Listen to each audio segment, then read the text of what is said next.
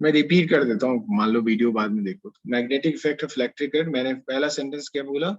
The static charge will create electric field only, the moving charge will create electric field and magnetic field both. If moving charge is moving with a constant velocity, it will not radiate or it will not lose any energy in the form of electromagnetic wave.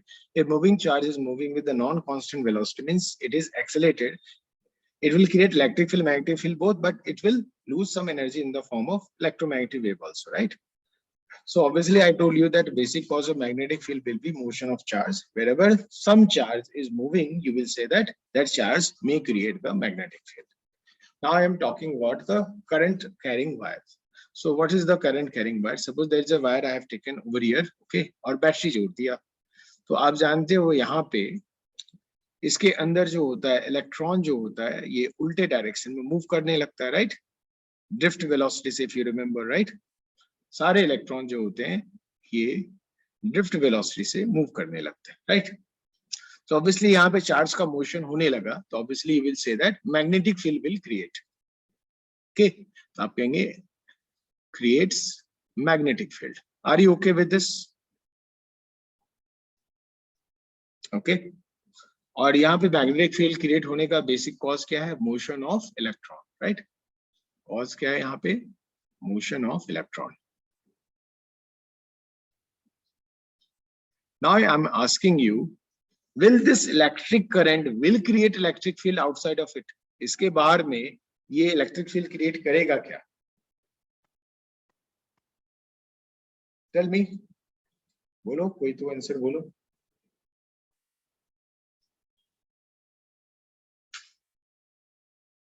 No answer.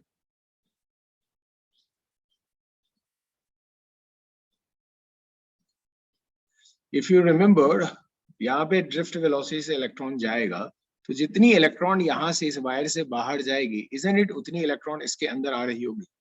तो isn't it as a whole this current carrying wire is neutral. ठीक है, current carrying wire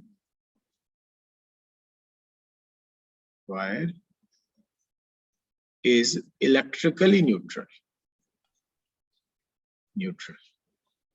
Because he electrically neutral होता है, so it will not create electric field.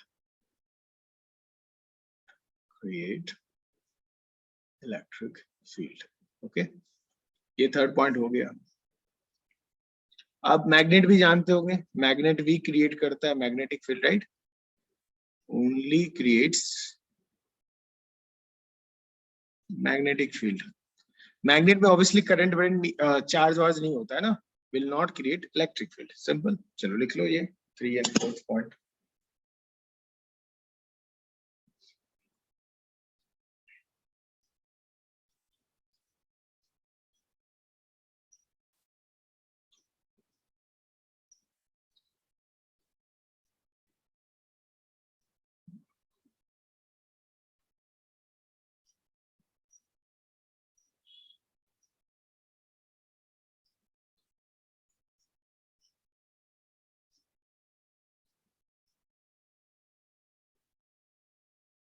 Sir वो electrically neutral होगा ना?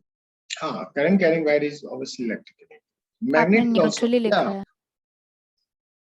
Neutral हो गया. हाँ ठीक है.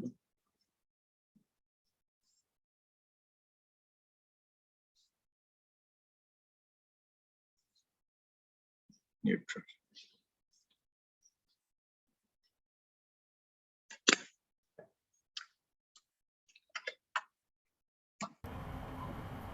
सर आप कैमरा ऑन कर सकते हो?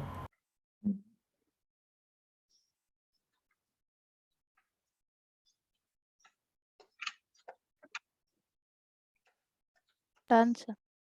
चलिए आगे बढ़ते हैं हम लोग. सो बेसिकली मुझे पता चल गया देयर आर 4 पॉइंट्स, और कब कब मैग्नेटिक फील्ड क्रिएट होगा, किस किस कौन कौन सी चीजें इलेक्ट्रिक फील्ड क्रिएट करेगी. We know all this thing, right? Okay, so now we will go to the field theory.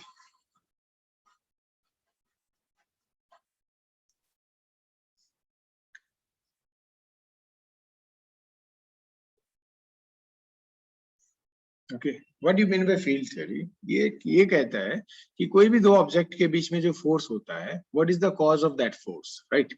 जैसे जो चार्ज पार्टिकल के बीच में फोर्स होता है, right, what is the basic cause of that thing. तो मान लो मैं ऐसे कर रहा हूं, ऑब्जेक्ट कोई वन है, object one, there is some object two, can be anything. Suppose ये फील्ड वन क्रिएट कर रहा है और ये भी फील्ड वन क्रिएट कर रहा है, mean similar type of field create कर रहा है, मीन ये इलेक्ट्रिक फील्ड क्रिएट कर रहा है तो ये भी इलेक्ट्रिक फील्ड, मान लो मैं डायरेक्ट लिख ही देता हूँ, ठीक है, ये इलेक्ट्रिक फील्ड क्रिएट कर रहा है और ये भी इलेक्ट्रिक फील्ड क्रिएट कर रहा है। तो बेसिकली क्या होता है, these two field will interact with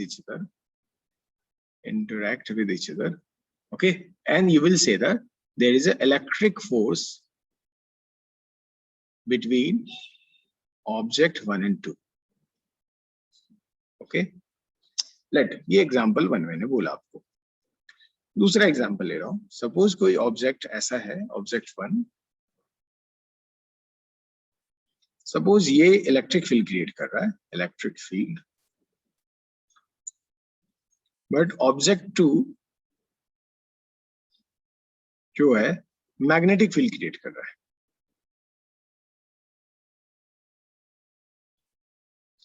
अब आप जानते हो कि ये दोनों कोई इंटरेक्शन नहीं करेगा, देयर इज नो इंटरेक्शन, आप कहेंगे there will be no force between object 1 and 2, ठीक है। ये दोनों पॉइंट लिखिए, फिर मैं आपको कुछ एग्जांपल से समझाता हूं। इफ सिमिलर नेचर के फील्ड क्रिएट करेगा तो ही उनके बीच में फोर्स होगा, इफ सिमिलर नेचर का फील्ड नहीं क्रिएट करेगा उनके बीच में फोर्स नहीं होगा, simple.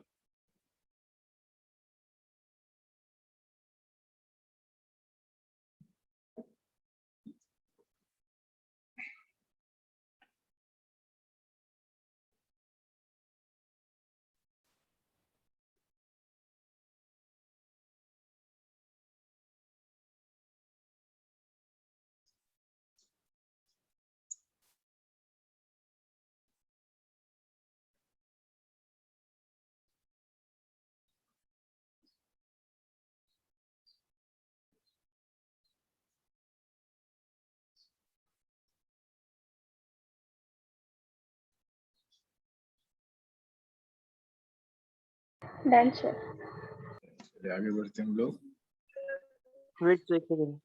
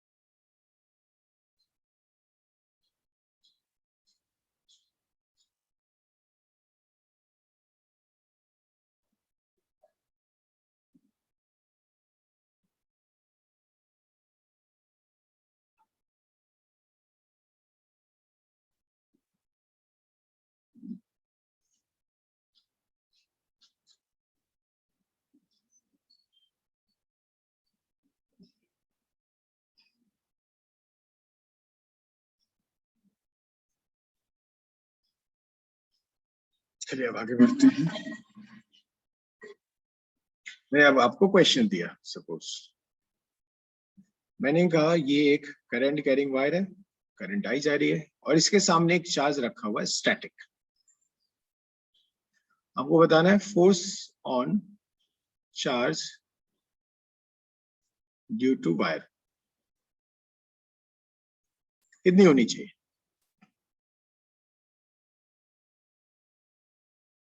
What should be your answer, बोलो।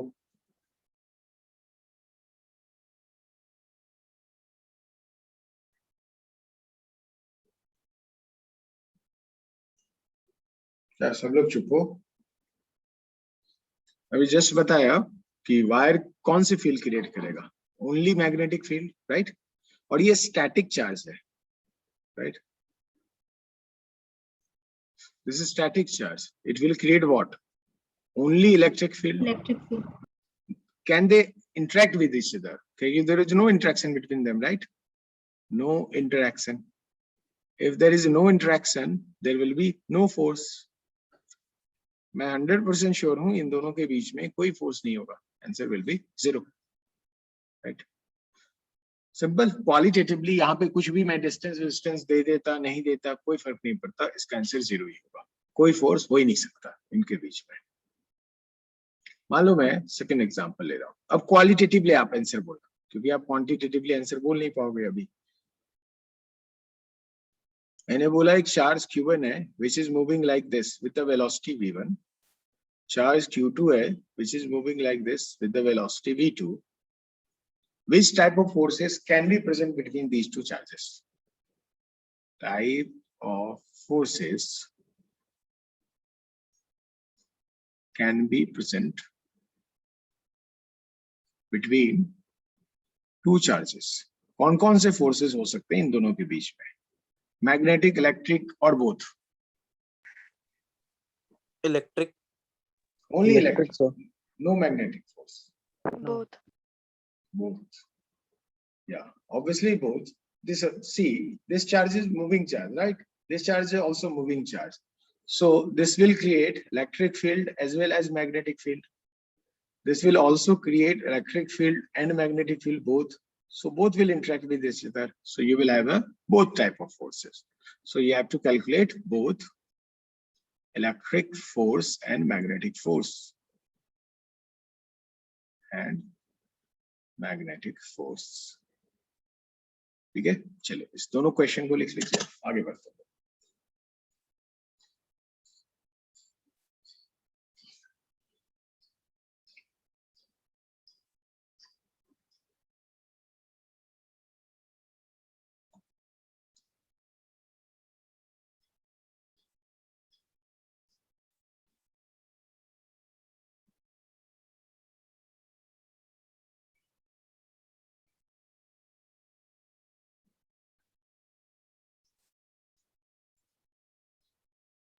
सर क्योंकि वो मूविंग चार्जेस है इसलिए ना. हाँ, obviously, because of both are moving charges, both will create electric field and magnetic field both.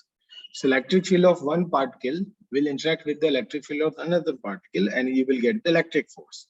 Magnetic field of one particle will interact with the magnetic field of another particle and you will get the magnetic force.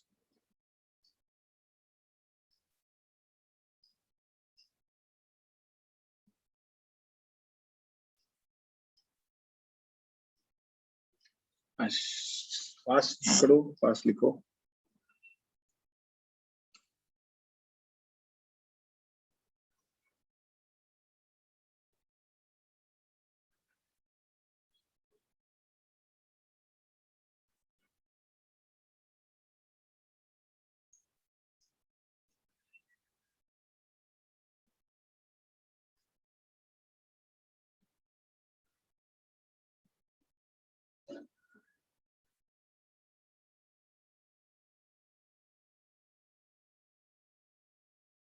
Done, sir.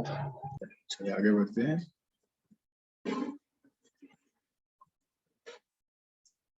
Now there is a one law हम लोग वो पढ़ते हैं. Biot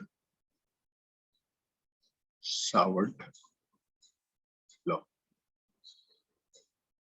क्या होता है मैं समझाता हूं आपको. सपोज एक छोटा सा करंट एलिमेंट है.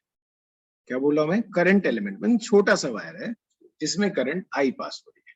ओके, करंट आई पास हो रही है और कोई भी पॉइंट P, एक रैंडम पॉइंट P है, आपको पता करना मैग्नेटिक फील्ड क्या होगी. ओके, तो first step what you will do, आप इसके टेल से, इस वायर के टेल से उस पॉइंट P को मिला देंगे. मैं मिला देता हूं. एक एरो ड्रॉ कर दिया यहां से और इसे मैंने R वेक्टर लिख दिया. So have you understood what is R vector? तो वायर के टेल से जिस पॉइंट पे भी आपको मैग्नेटिक फील्ड निकालनी है उसको ज्वाइन कर देंगे. That will be called as a position vector of that point और R वेक्टर. ओके, यहाँ पे हम लोग एक नया वेक्टर डिफाइन करते हैं विच इज एल वेक्टर या डीएल वेक्टर आप कहेंगे, जो मैं यहाँ से ऐसे ले रहा हूँ, येलो से बना रहा हूँ, दिस इज डीएल वेक्टर। वैसे बताइए ये जो डीएल वेक्टर है उसकी लेंथ क्या है? तो आप कहोगे सर वही जो वायर की लेंथ है, ये छोटे से वायर की जो लेंथ है वही डीएल की लेंथ है, ठीक है।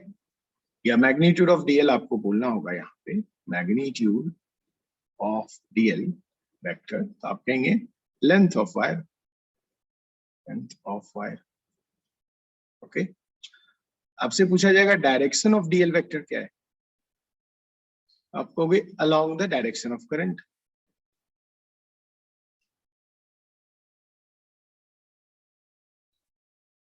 ठीक है, so according to this law the magnetic field at point P जिसे मैं dB लिखूंगा, why I am writing dB because this length of wire is very small, तो उसके कारण मैं सिंबल में dB लिख रहा हूँ, okay। This is mu naught by 4 pi I current dl cross r vector upon r cube।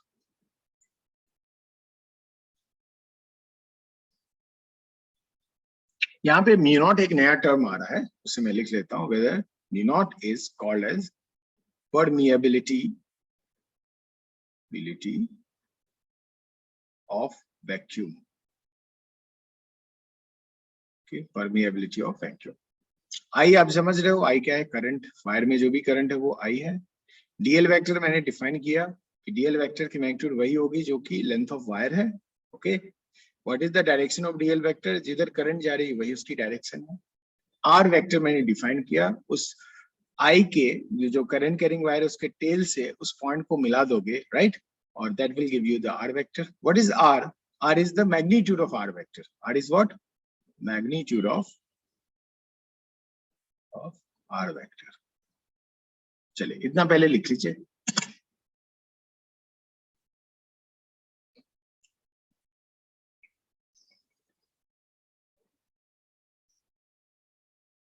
Sir तो ये हमें डिराइव कहाँ से किया? लॉ को डिराइव नहीं किया जाता भाई, this is law. At point P यही होगा। हाँ ये होगा, ये लॉ है, पढ़ो ये लॉ, ठीक है। ओके और सर। हाँ, लॉ को गलती से डिराइव नहीं किया जाता है, ठीक है, ये नेचर के लॉ है। जैसे Newton's laws of motion, have you derived it कि action and reaction equal opposite होंगे? नहीं सर, वो तो स्टेटमेंट है, तो सीधा कुछ फॉर्मूला जैसा दिख रहा है। हाँ ये भी लॉ है, हाँ ये जो फॉर्मूला है ये लॉ के फॉर्म, जैसे न्यूटन्स सेकंड लॉ है ना, force is directly proportional to rate हाँ। Of change of linear momentum, you don't define it, right, you don't derive it, you say ऐसा होता है ना। जैसे स्नेल्स लॉ है ना, mu sin theta mu1 sin theta 1 is equal to mu2 sin theta 2, it is law, है ना। समझ गया सर। हाँ, ऑलवेज रिमेम्बर, आपके बोर्ड्स में कभी कभी लॉ को डिराइव करते हैं, तो वो तो बोर्ड्स वाले जानेंगे सर, बट लाइफ में याद रखेंगे लॉज को कभी डिराइव करने की जरूरत नहीं होती है।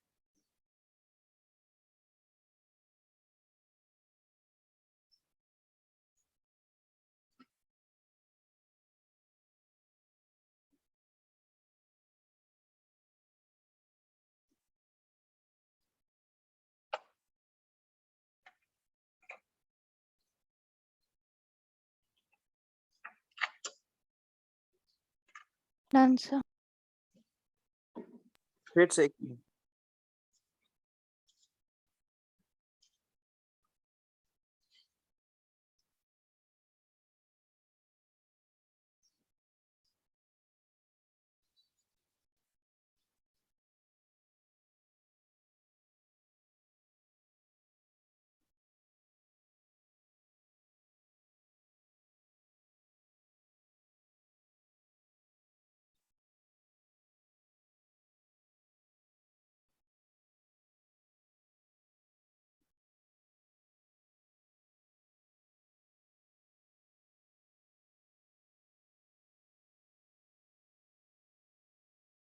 Done sir.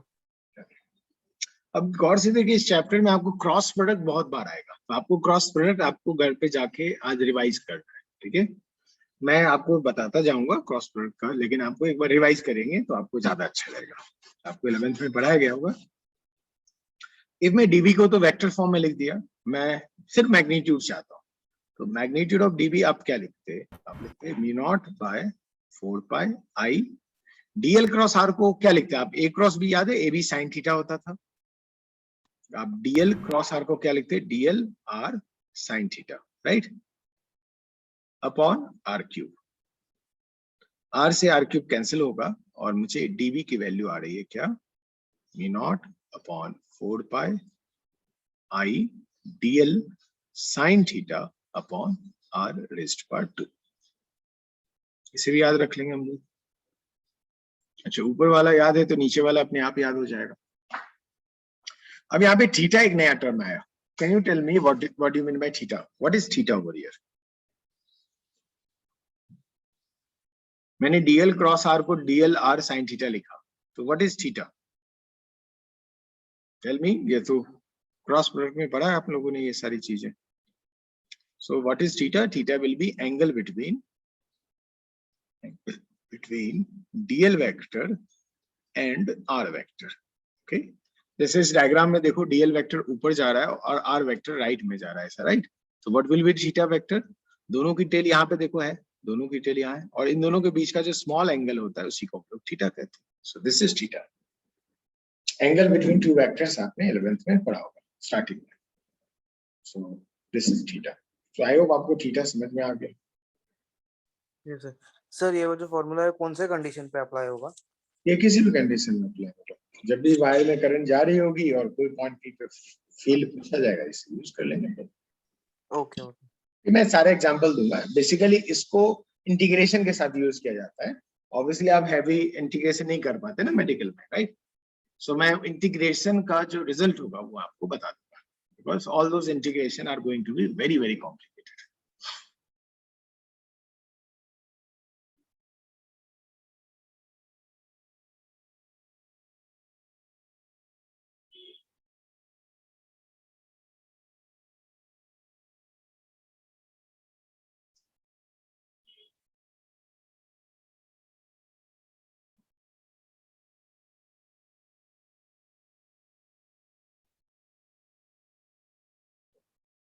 चलिए आगे बढ़ जाते हैं हम लोग। ये हो गया, सिर्फ 2 लाइन तो लिखना था आपको।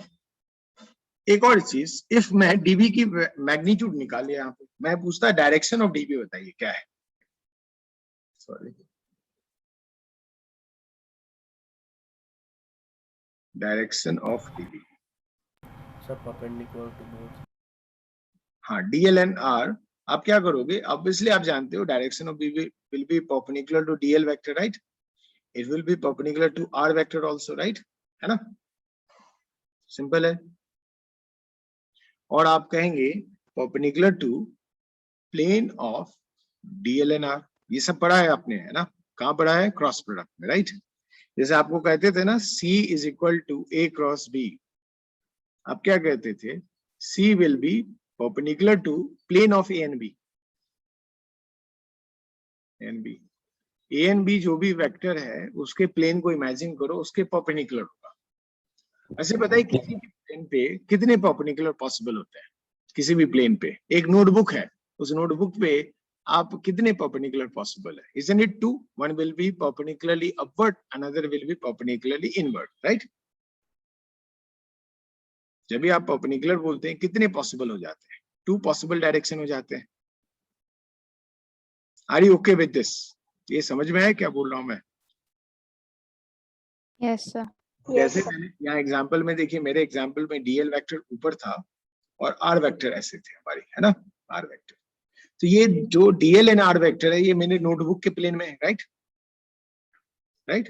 प्लेन ऑफ डीएल आर क्या है, ये नोटबुक ही हो गया मेरा प्लेन। तो यहाँ पे जब भी मैंने कहा perpendicular to plane of DL and R, so there are 2 possible perpendicular, एक तो मेरे पेज के परपेंडिकुलरली अंदर की तरफ और दूसरा बाहर की तरफ, यानी 2 पॉसिबिलिटी यहाँ भी होगी, है ना, 2 possibility.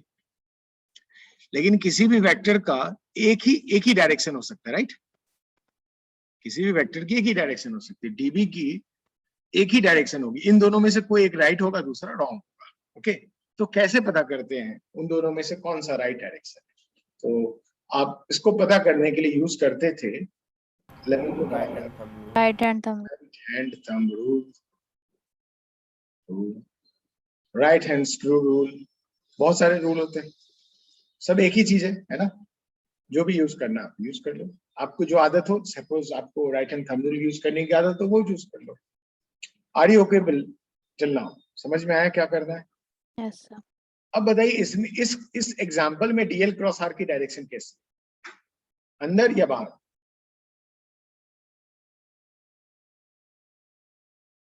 Inward. Inwards, yes. If आप राइट हैंड थंब रूल लगाते तो क्रॉस प्रोडक्ट करते तो आपका थंब जो है अंदर की तरफ चला जाता। तो आप कहते कि इस क्वेश्चन में एग्जांपल मैंने ये लिया है, तो डीबी जो होगी इसको अंदर। अच्छा, कोई भी अंदर की तरफ वेक्टर होता है उसको हम लोग क्रॉस से बोलते हैं। इसका मतलब क्या होता है, क्रॉस बताते हैं इसका मतलब क्या होता है, इनवर्ड्स। ठीक है। Yes sir. अच्छा, मान लो मैंने डीएल ऐसा लिया होता, लेट दूसरा एग्जांपल लिया, डीएल ऐसा लिया होता और पी ऐसा है, मेरा आर वेक्टर ये हो जाता। इस केस में डीएल डीबी की डायरेक्शन कैसी होगी इस केस में? आउटवर्ड। हाँ, आउटवर्ड। आउटवर्ड, तो आउटवर्ड के लिए हम लोग डॉट लगा देते हैं, ऐसे सर्कल करके डॉट लिख लेते हैं। इसका मतलब क्या होता है, आउटवर्ड्स। तो परपेंडिकुलर टू प्लेन होगा ही एंड आउटवर्ड। ठीक है, are you okay with this? Yes sir. पूरा लिख लीजिए आप।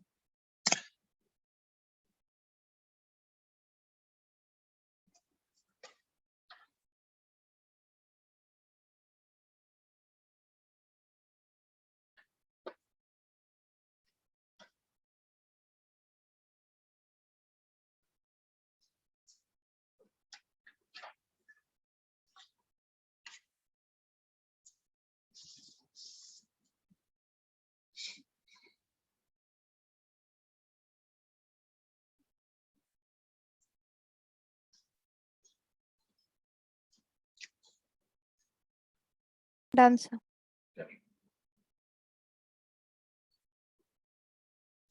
How much marks you have got in this MT?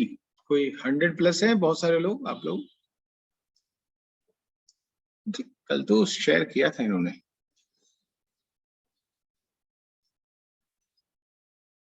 Anyone has got more than 100, 20, 30? Highest किसको आया आप लोगों में से?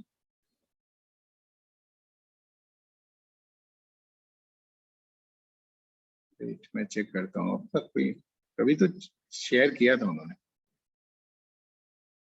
हाँ यार, मुझे लग रहा है 136 द हाईएस्ट। 136। श्रावणी पाटिल, आप हैं लेक्चर में? Shravani Patil? No.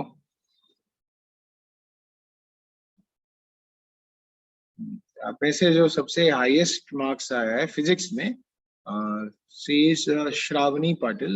She got 136 out of 180। That's good marks, but आगे और बढ़ना चाहिए। सेकंड जो आप में से है वो धनराज मिश्रा है। धनराज मिश्रा, आप लेक्चर में हो आज?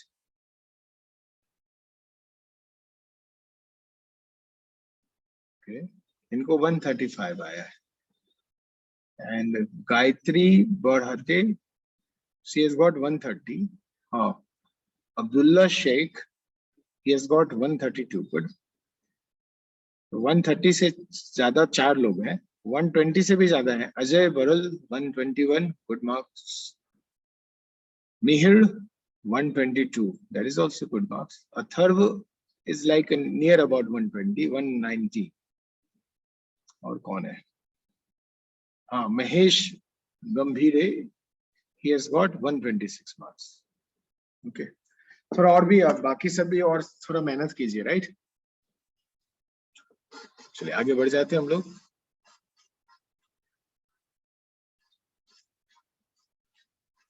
नेक्स्ट टाइम इतना मेहनत करो कि किसी भी बच्चे का 100 से कम नहीं आए, ओके, एटलीस्ट। और 130 प्लस बहुतों का आना चाहिए, तो दैट इज गुड मार्क्स। चलो हम लोग क्या करते हैं, अभी इसके जो इंटीग्रेशन कर करके रिजल्ट आता है, तो फर्स्ट जो होता है magnetic field due to finite length wire, वो मैं बताता हूँ आपको। Magnetic field due to finite length straight wire.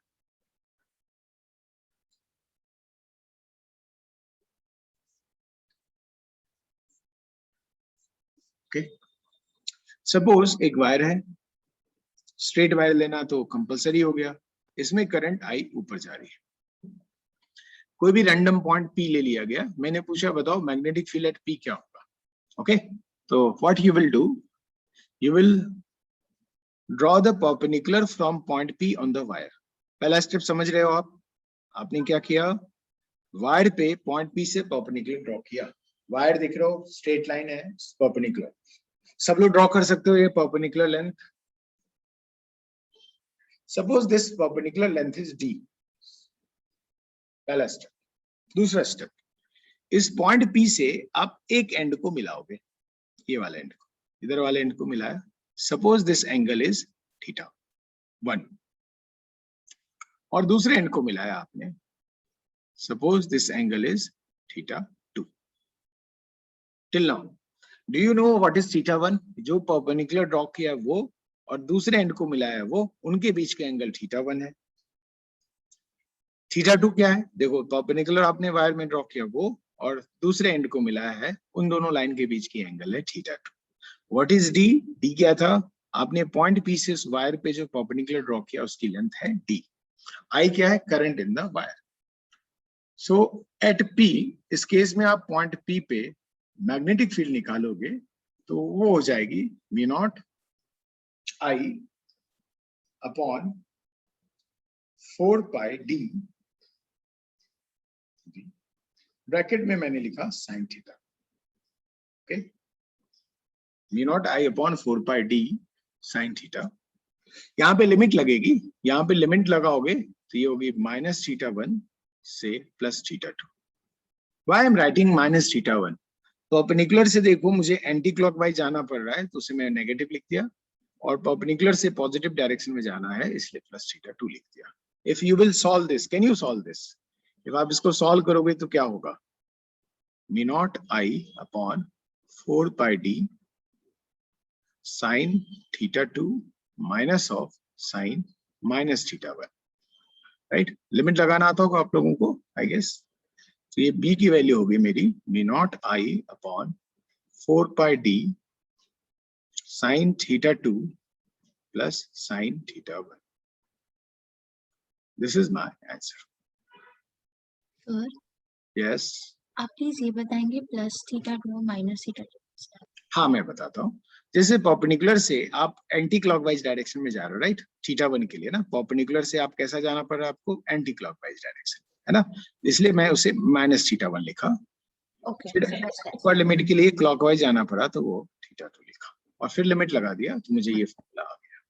तो या तो आप ऊपर वाला याद कर लो या नीचे वाला याद कर लो। मेरे हिसाब से ऊपर वाला याद मैं करता हूँ, ऊपर वाला, नीचे वाला याद नहीं करता।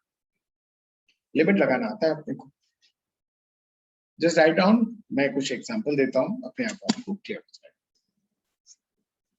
अच्छा ये बताओ, इस डायरेक्शन, इसमें पी पे बी की डायरेक्शन क्या है, डायरेक्शन ऑफ बी क्या होगी बताओ?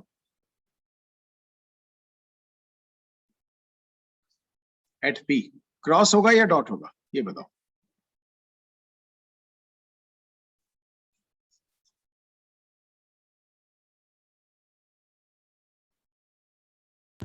क्रॉस।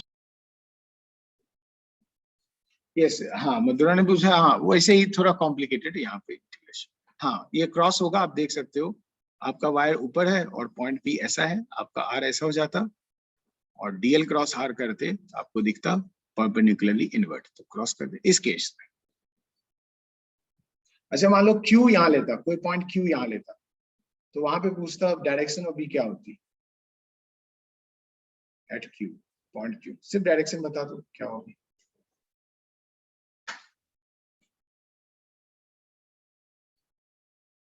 देखो वायर है, डीएल वेक्टर मेरा है आउटवर्ड्स। आउटवर्ड्स, यस आउटवर्ड्स या डॉट सेम बात है, वेरी गुड। डीएल ऐसा है और क्यू पॉइंट ऐसा है, आपका डीआर वेक्टर ऐसा हो जाता है ना, और डीएल से डीआर की तरफ जाते तो आप देखो राइट हैंड थंब लगाओगे, एंटी क्लॉक मींस आउटवर्ड, तो डॉट हो जाता।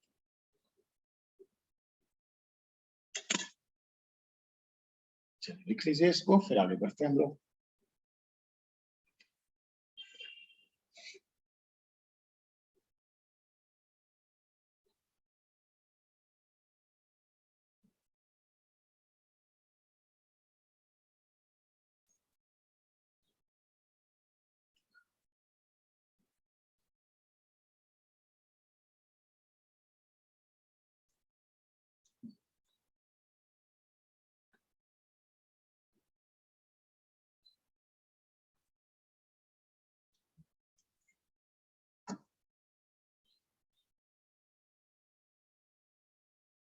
आई होप लिख लिया आपने, आगे बढ़ते हैं हम लोग।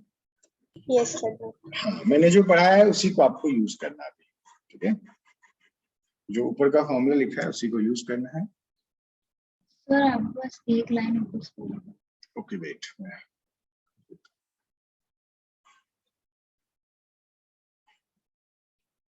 लिख लीजिए।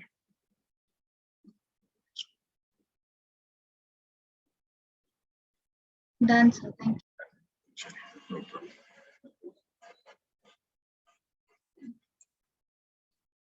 मैंने आपको ऐसा दे दिया एक वायर, आप उसको अप्लाई करके देखते हैं फॉर्मूला को। इसमें करंट आई है, पॉइंट पी मेरा ऐसा है, मैंने इसमें परपेंडिकुलर ड्रॉ किया, राइट। इस परपेंडिकुलर की लेंथ सपोज एल है, इसको मिला लिया और इसको मिला लिया।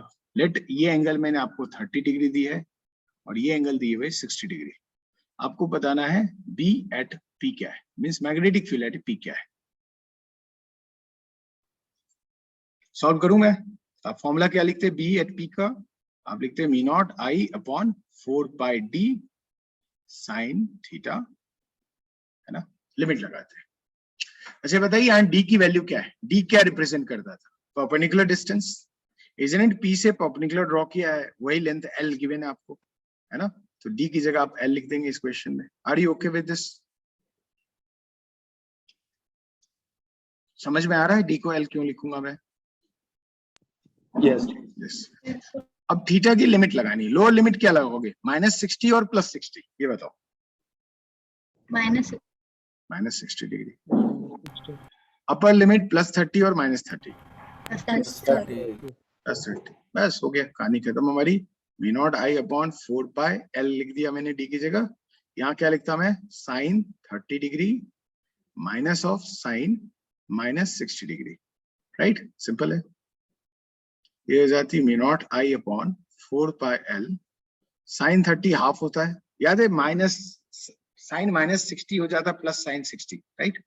Plus √3/2। Are you okay with this? ये आता है ना आपको?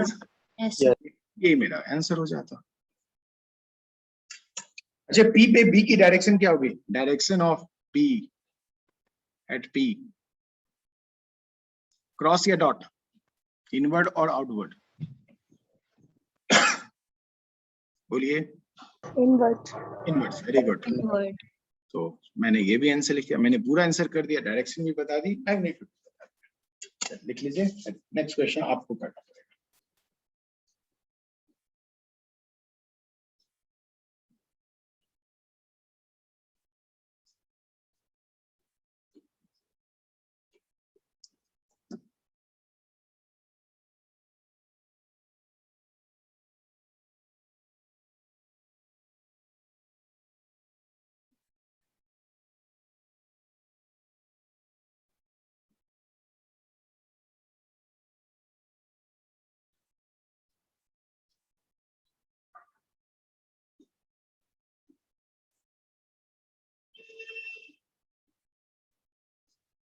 डन।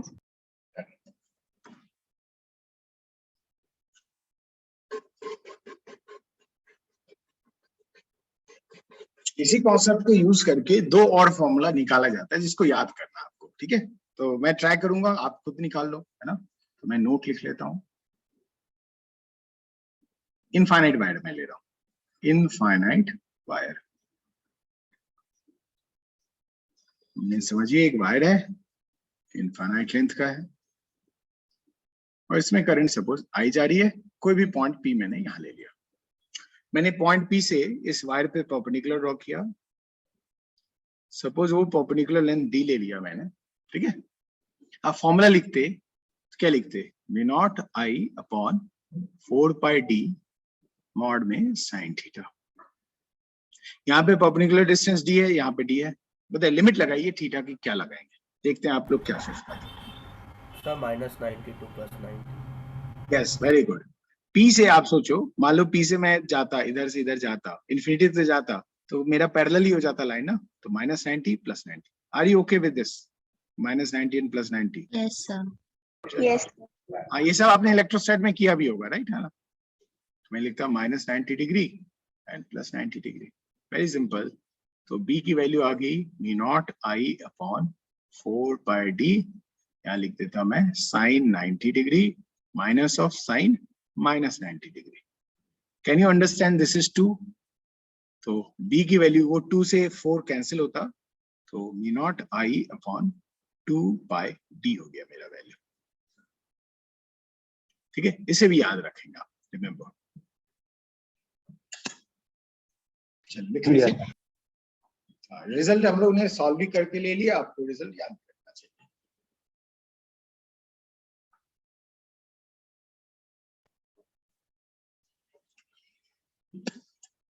अच्छा, इस केस में पी पे मैग्नेटिक फील्ड की डायरेक्शन क्या होगी, इनवर्ड और आउटवर्ड? इन दिस केस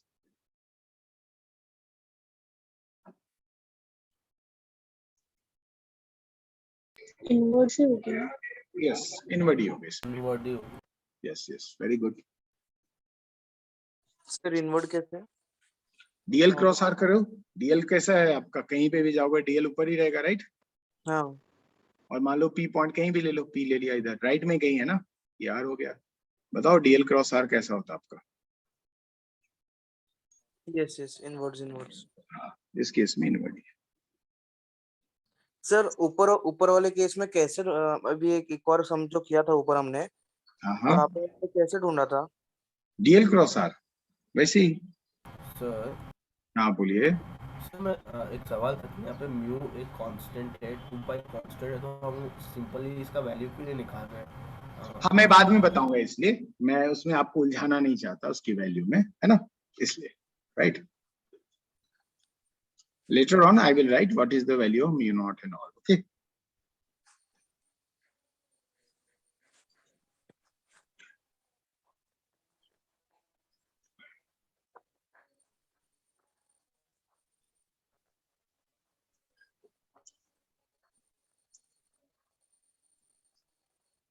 चलिए आगे बढ़े। तो इनफाइनाइट वायर के लिए आंसर भी याद हो गया, मी naught I upon 2 pi D. Okay, चलिए आगे बढ़ते हैं। नेक्स्ट में लिखा नोट, इसे भी याद रखना है अपने को, note this is called as a semi infinite wire. 2 हो जाएगा, 2 का कट हो जाएगा ना। Wire, semi infinite wire is also a technical term. ऐसे ऑब्वियसली वायर तो इनफाइनाइट लेंथ का ही है, बट इसके जस्ट एंड पे पॉइंट पी है। Okay, are you okay with this? तो पी से परपेंडिकुलर ड्रॉ किया, वायर के एंड पे आ गया, राइट? सपोज ये परपेंडिकुलर डिस्टेंस दी है, ओके, और लेट करंट आई ऊपर जा रही थी, तो बी का फॉर्मूला क्या लिखता है? Basic formula me naught I upon 4 pi D sine theta. Limit बताइए बस आप, इसमें क्या लिखते हैं लिमिट? लोअर लिमिट क्या होती? Zero. Upper limit 90। Plus 90। Very good, simple. So B हो गई mu naught I upon 4 by D sine 90 minus sine 0। Sine 0 0 हो जाता, 1 हो जाता। ये देखो सॉल्व करते तो बी की वैल्यू होगी mu naught I upon 4 by D. Simple, समझ में आ गया? इसे भी याद रखें। और ये भूल भी गए तो पहले वाले फॉर्मूले से तो आ ही जाएगा, इसलिए मैं जानबूझ के सॉल्व भी कर दिया आपके लिए।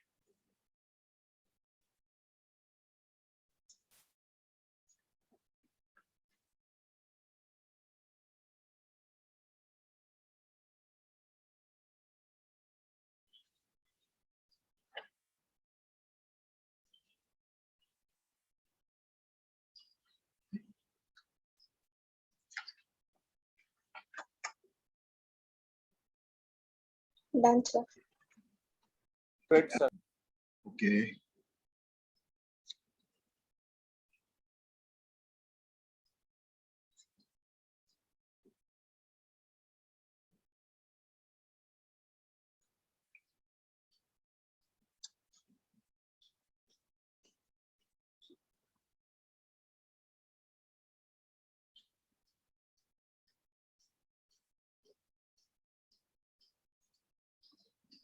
सर हम यहाँ पे लिमिट जो है 0 से इंफिनिटी नहीं ले सकते?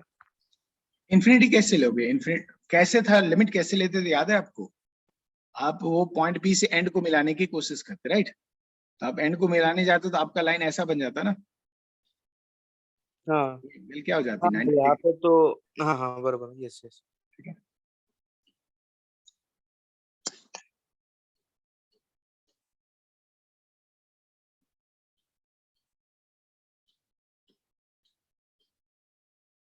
आंसर। चलिए आगे बढ़ते हैं हम लोग। ये 3 रिजल्ट हो गए हमारे लिए अभी तक के, राइट। आगे बढ़ते हैं। अब क्वेश्चन मैं कराता हूँ, जिसको याद नहीं करना, आपको सॉल्व करना है। एक अच्छा क्वेश्चन देता हूँ, ठीक है, इसमें दिमाग लगाना पड़ेगा बहुत ज्यादा। फॉर्मूला आपको याद था, फॉर्मूला में मीनिंग भी याद होनी चाहिए थी। तो मैं ड्रॉ करता हूँ, ऐसा एक वायर ले लिया, इसमें करंट जा रही है आई, इस पॉइंट से नीचे नीचे इस वाले पॉइंट पे पी पॉइंट है जहां पे मैग्नेटिक फील्ड निकालनी है, और ये डॉटेड लाइन की जो लेंथ है आपको ए गिवन है, ओके, और ये एंगल आपको दिए हुए 37 डिग्री, और ये लेंथ गिवन है ए। आपको पता करना है find B at P. Try करोगे आप लोग? Yes sir. ट्राई कीजिए।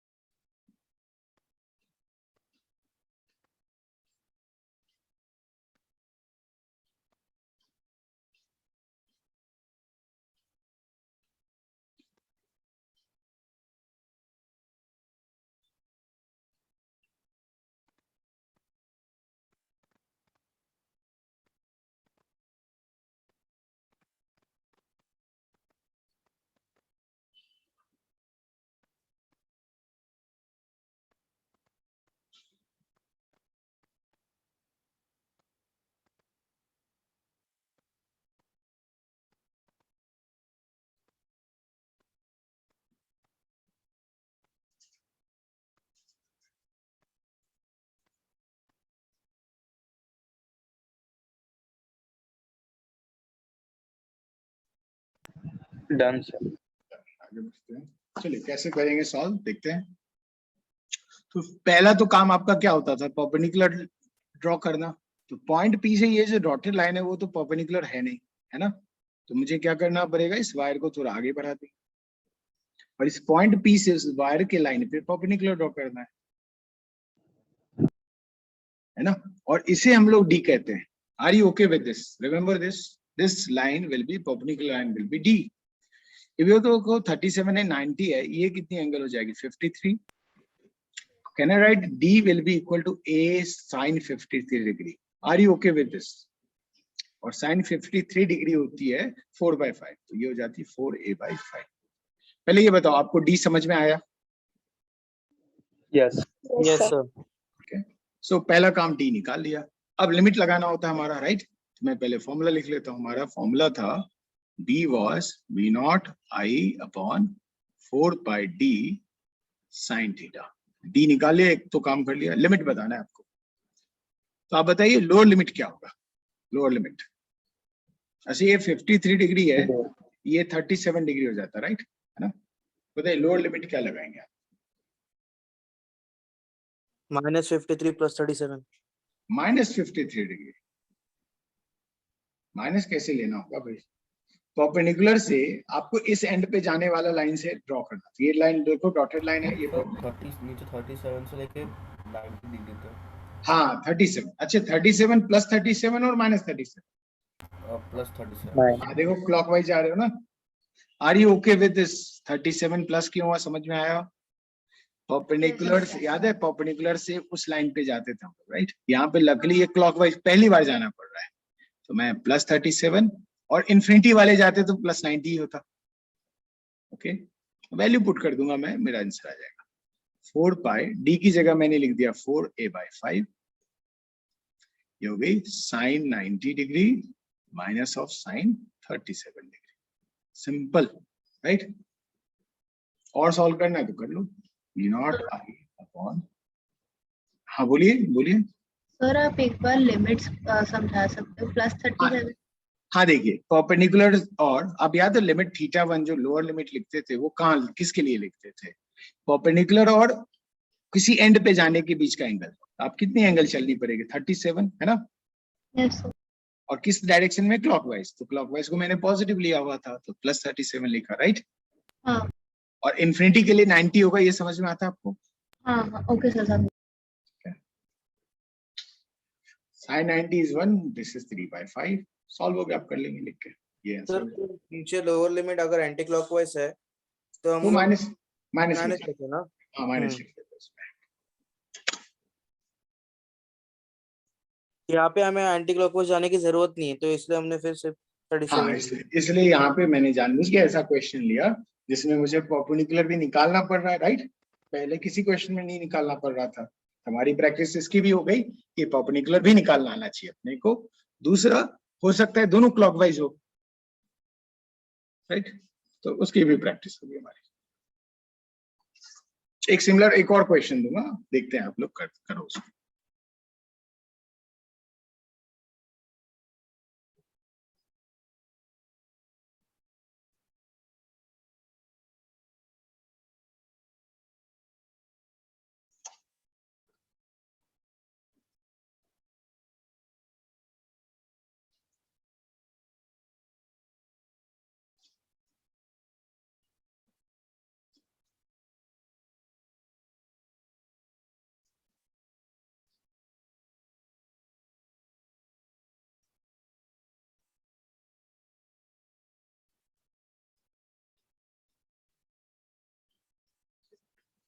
Done sir.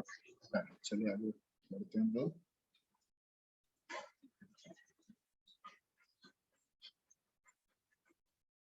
ये क्वेश्चन ऐसा लेता हूं जो आप ट्राई करो सॉल्व करने के लिए। मान लो मैंने वायर लिया जिसमें करंट आई है, पॉइंट पी ऐसा ले लिया मैंने। यहां से ये एंगल आपको मैंने दे दिया 30 डिग्री है, इसको मिला लिया, ये एंगल 30 डिग्री है, और ये जो नीचे वाला डॉटेड लाइन है उसकी लेंथ L है। ठीक है, find B at P। Solve कीजिए आप।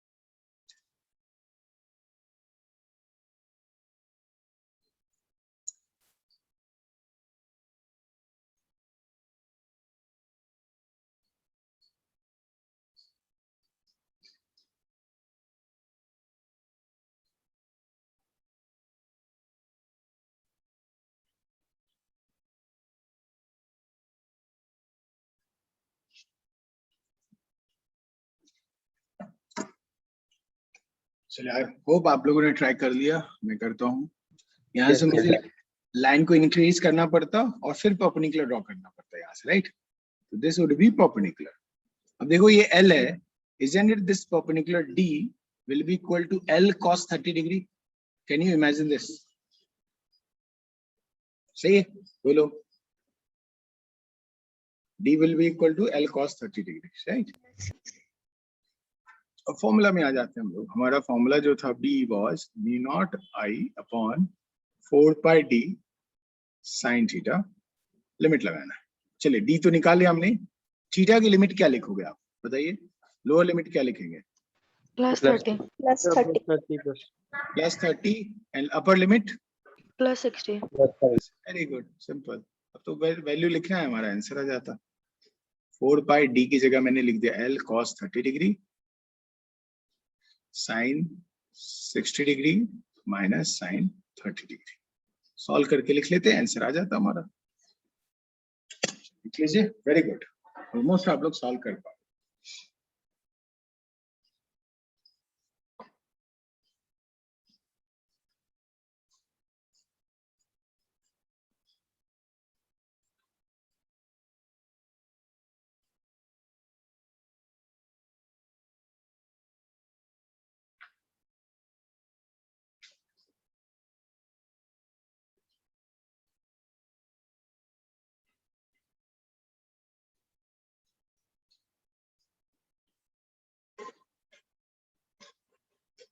आई होप हो गया होगा, लोग आगे बढ़ते हैं।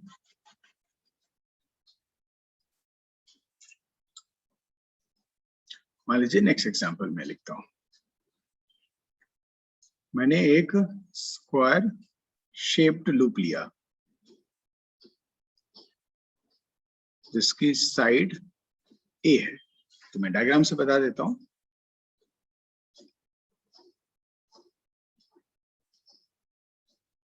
एक स्क्वायर शेप्ड लूप लिया, सपोज इसमें डायरेक्शन ऑफ करंट आई है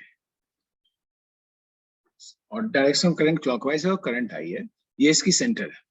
आपको बी एट सेंटर निकालना है। कोई एक बच्चा बताइए इसका क्या स्टेप लेना चाहिए, आपको कैसे सॉल्व करना चाहिए इस क्वेश्चन? आपको तो स्क्वायर लूप का कोई फॉर्मूला नहीं जानते ना, आप तो वायर क्या जानते हैं, सीधा स्ट्रेट वायर का जानते हैं। तो how do you solve this problem? Can you give me some hint?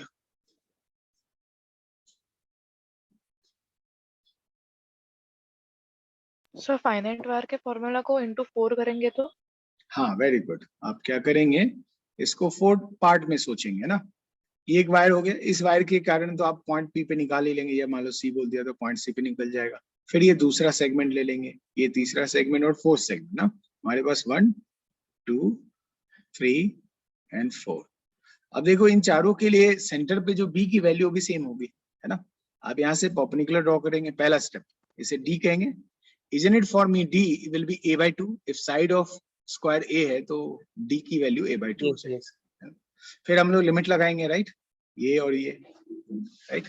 तो मैं ड्यू टू फर्स्ट सेगमेंट निकालना कोशिश करता हूँ, B ड्यू टू 1, है ना। पहले फॉर्मूला लगा लेते हैं, mu naught I upon 4 pi D sine theta. बताइए साइन थीटा में किसी एक वायर के लिए लिमिट क्या लगाएंगे?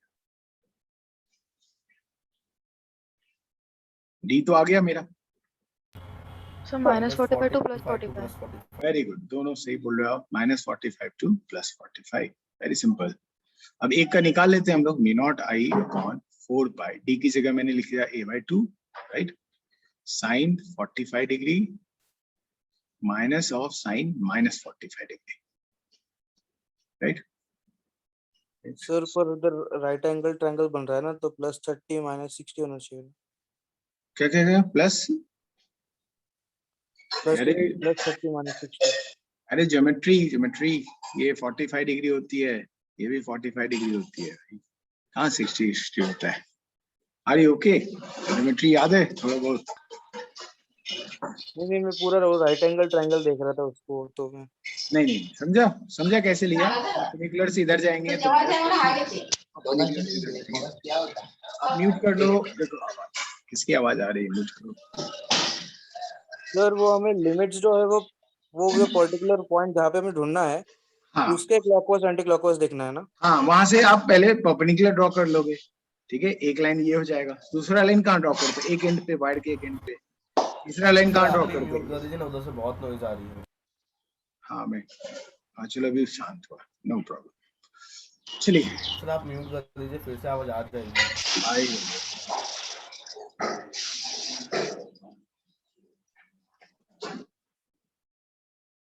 चलो आगे बढ़ते हैं हम लोग। सर आप कुछ कह रहे थे इससे पहले। हाँ, वो -45 + 45 समझ में आया क्यों लिया मैंने? हाँ। सो साइन माइनस थीटा जो होता है ये प्लस हो जाएगा, राइट? मैं एक स्टेप और लिख देता हूँ आपको। तो म्यू नॉट आई अपॉन, ये देखिए 2 पाई a हो जाता है, राइट? यहाँ पे, और ये हो जाती sin 45 degree plus sin 45 degree, right? What is sin 45 degree? 1/√2, right? 1/√2. 1/√2 plus 1/√2 means 2/√2 means √2 हो जाता, right? हो जाती √2 मी naught I upon 2 pi. But ये आंसर नहीं है ना, ये तो एक के कारण आया। अच्छा, v1 की डायरेक्शन बताओ, कोई बताओ 1 के लिए सी पॉइंट पे b की डायरेक्शन कैसी है? dl क्रॉस r करके देखो फटाफट। इनवर्ड और outward? Okay Aditya, Outward. Outward. अरे dl ऐसा है, r कहीं ऐसा है, राइट? बताओ dl क्रॉस r कैसा होता? इनवर्ड। इनवर्ड होता, राइट? इनवर्ड में क्रॉस कर दिया। अच्छा बताओ, ये सेकंड के लिए, सेकंड के लिए आप देखो ज्योमेट्रिकली सेम वैल्यू आती, p1 के जैसा ही आता था। सेकंड के लिए सारा परपेंडिकुलर एंगल वेंगल सब सेम होता। सेकंड के लिए डायरेक्शन देखो, सेकंड के लिए देखो dl इधर है, नीचे है, और r ऐसा है। तो dl क्रॉस r कैसा आ रहा है, इनवर्ड और आउटवर्ड? इनवर्ड से आ रहा है। आप देखो चारों के लिए सेम ही डायरेक्शन है, तो कहना right b at c will be equal to 4 into b due to 1, right? सब एक ही डायरेक्शन में, 4 से मल्टीप्लाई कर देता है इसको बस। √2 मी naught I upon 2 pi a। Solve हो गया, सॉल्व करके लिख लेते हैं। और डायरेक्शन कैसी होती, सबके लिए इनवर्ड थी, क्रॉस लिख दिया मैंने। Are you okay with this?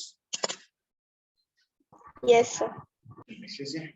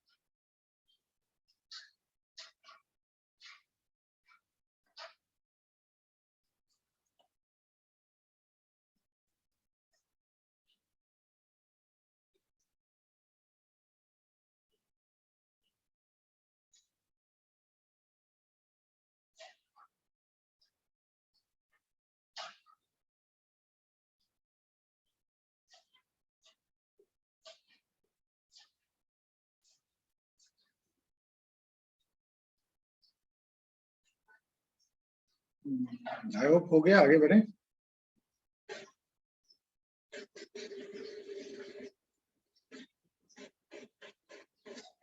Next question थोड़ा सा आपको दिमाग लगाना पड़ेगा, लेट्स सी कौन कौन कर पाते हैं।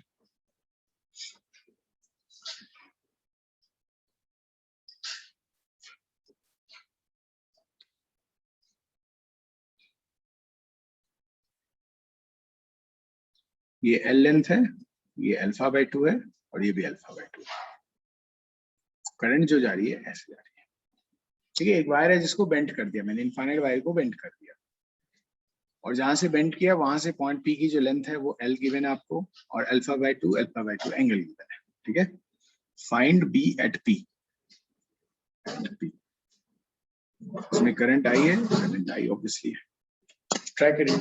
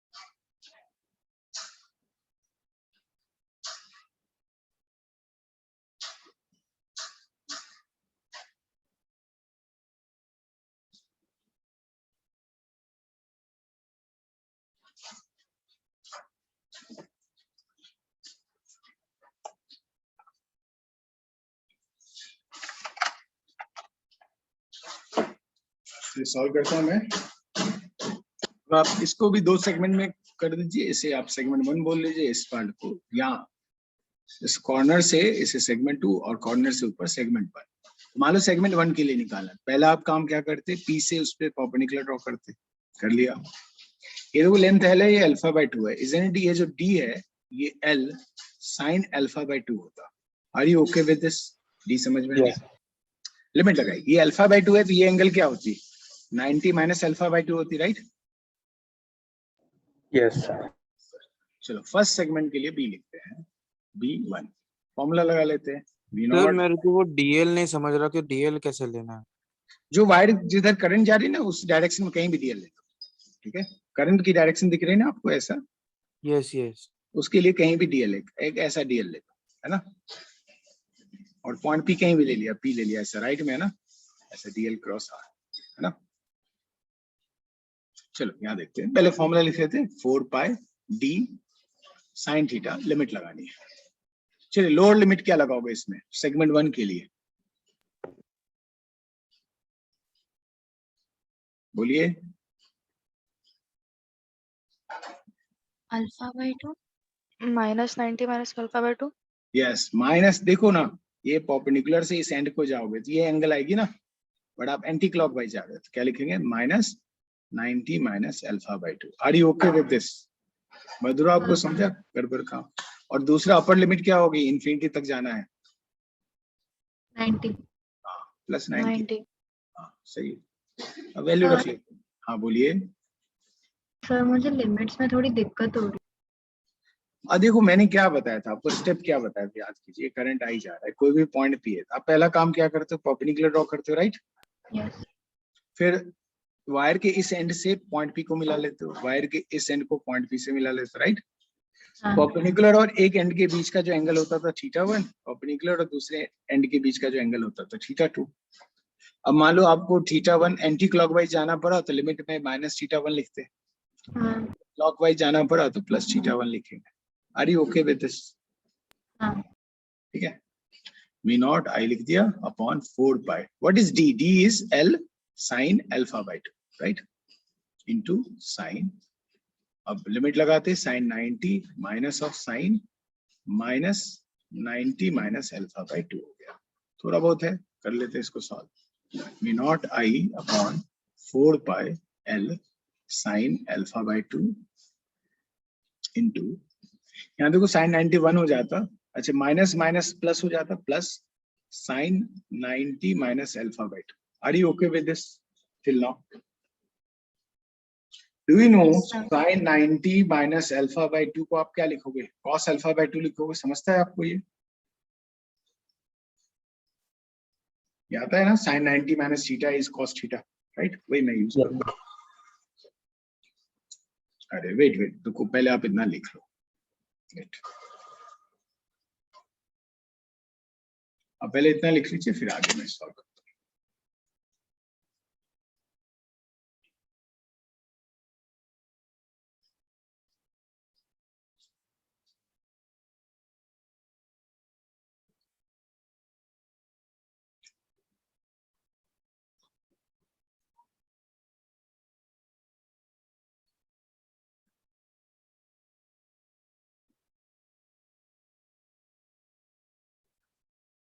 डन। चलिए आगे बढ़ जाते हैं। वेट सर, एक सेकंड। लिख लीजिए।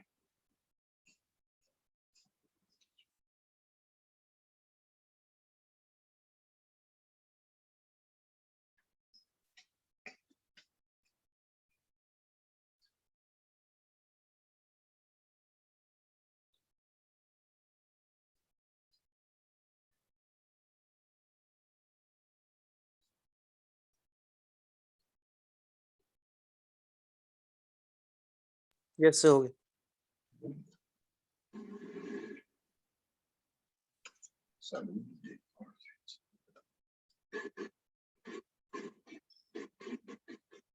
यहाँ आ जाते हैं, तो देखो यहाँ पे लिख लेता मैं V naught I upon 4 pi L sin alpha by 2 into ये हो जाता है 1 plus cos alpha by 2, right?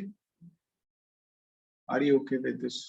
अच्छा ये जानते हो क्या 1 plus cos theta जो होता है 2 cos square theta by 2 होता है? Do you know this formula? ये आता है? नहीं आता तो फिर भी अप्लाई करके देखो आप. And sin 2 theta is equal to 2 into sin theta into cos theta. आपको आता है ये दोनों फॉर्मूला? ये दो फॉर्मूला. ये है मतलब बेसिक मैथ्स में पढ़ा था. हाँ आपको याद रखना है, ये सब छोटे छोटे फॉर्मूले याद रखना है आपको. एक और मैं लिख देता हूँ 1 minus cos theta जो होता है वो 2 sin square theta by 2 होता है. ये ट्रिगो का ये 3 फॉर्मूला तो बहुत ज्यादा इंपॉर्टेंट है. चलिए उसी को यूज करते हैं. मी naught I upon, question solve हो गया, मैं मैथ्स कर रहा हूँ. साइन अल्फा बाय 2 को क्या मैं 2 into sine alpha by 4 into cos alpha by 4 लिख सकता हूँ? I am using this second formula, ये वाला formula, right? And 1 plus cos alpha by 2 means ये वाला फॉर्मूला यूज कर सकता हूँ, 2 cos square alpha by 4, right ना?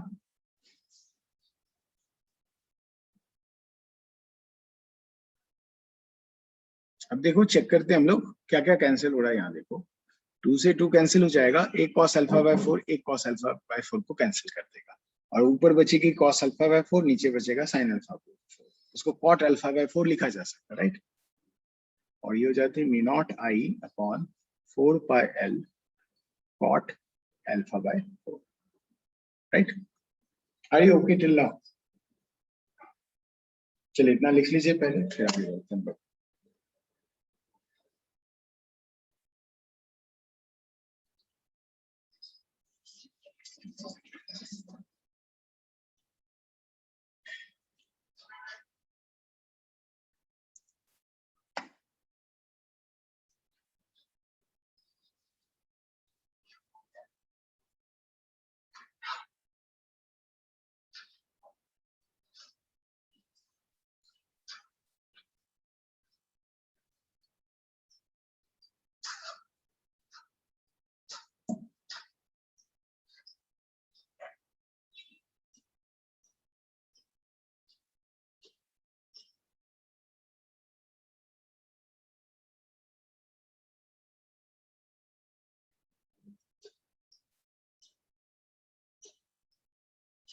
और ये देख के तो 1 मिनट का सवाल नहीं लगता. हाँ ये तो बहुत रेयर है, ये थोड़ा लंबा क्वेश्चन है, तो इसलिए जब इफ मान लो आपको ऐसे क्वेश्चन आ जाए तो try to avoid solving in the initial phase. अब आपने पूरा पेपर सॉल्व कर लिया, थोड़ा टाइम बच गया तो ही आप इसको सॉल्व करेंगे ना, otherwise you will leave the question. Done sir. अच्छा आप देखो ये तो मैंने सेगमेंट 1 के लिए निकाला था ना, याद करो अभी तक मैंने तो B1 निकाला था फर्स्ट सेगमेंट के लिए. जब फर्स्ट सेगमेंट के लिए पॉइंट P पे जो मैग्नेटिक फील्ड की डायरेक्शन होगी वो कैसी होगी? क्रॉस होगी या डॉट होगी या इनवर्ड और आउटवर्ड? इनवर्ड. इनवर्ड आ रही है, राइट? बिल्कुल सही है. और सेकंड के लिए पॉइंट P पे बाकी सारी ज्योमेट्री सेम होती, यानी B1 will be equal to B2 magnitude wise. अब बताइए पॉइंट P पे सेकंड सेगमेंट के लिए जो B की डायरेक्शन है वो क्या है? P पे डायरेक्शन क्या होगी? आप कहेंगे सर DL तो ऐसा बना लेता हूं मैं सेकंड सेगमेंट के लिए, देखो वायर ऐसा जा रहा है और पॉइंट P कहीं यहाँ है, ये ऐसे एरो ड्रॉ कर दिया. DL क्रॉस R, ये R वेक्टर होता है, DL क्रॉस R कैसा दिख रहा है? इनवर्ड और outward? Inward, right? Yes sir. For 1 also it is inward, for 2 also it is inward, मतलब दोनों ऐड हो जाएगा. तो कहना right B net at P will be B1 into 2 और 2B1, है ना? तो मेरा आ जाता है B at P will be equal to twice B due to 1, है ना? इसी को 2 से मल्टीप्लाई कर देता हो जाती है V naught I upon 2 pi L cot alpha by 4, और इसकी डायरेक्शन कैसी? इनवर्ड थी तो मैंने क्रॉस लिख दिया. ये दिस इज माय आंसर. लिख लीजिए इसे.